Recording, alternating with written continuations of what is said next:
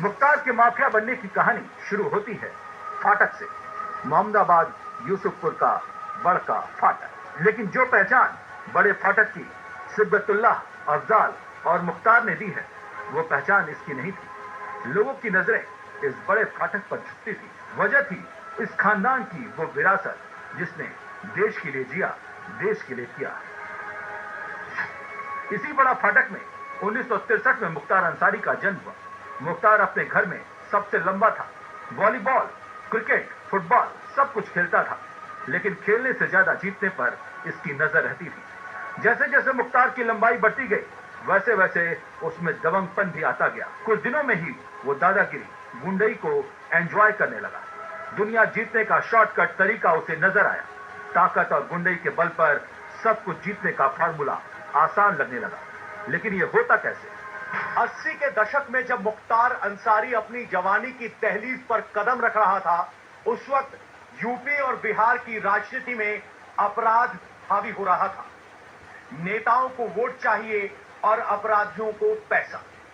नेता अपराधियों को ठेका दिलाते और अपराधी नेताओं के लिए जिंदाबाद के नारे लगाते।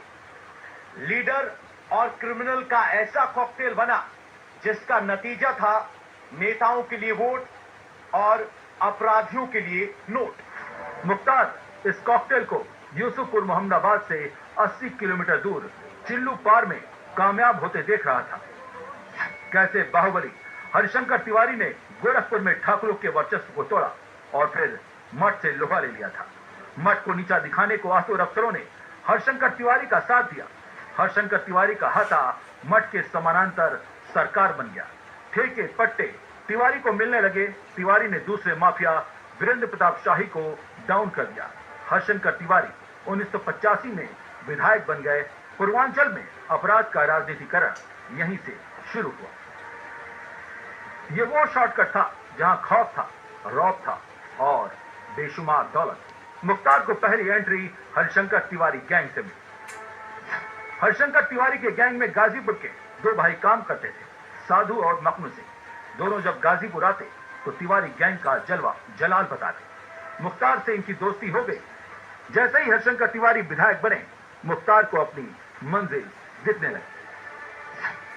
गोरखपुर से लेकर पटना, हाजीपुर, कोलकाता तक रेलवे के ठेके जारी होते और ये ठेके उनको ही मिलते जिनके पास बाहुबल होता। कमीशन खोरी का खेल, बंदूकों का बल और लड़ने वालों का खून मांगता। जो रेलवे के ठेके नहीं ले पाते, वो टैक्सी स्टैंड और बस स्टैंड के ठेके लेते। यही वो फॉर्मूला था, यही वो भौकाल था, यही वो नशा था जो मुख्तार के दिमाग में बैठ गया था।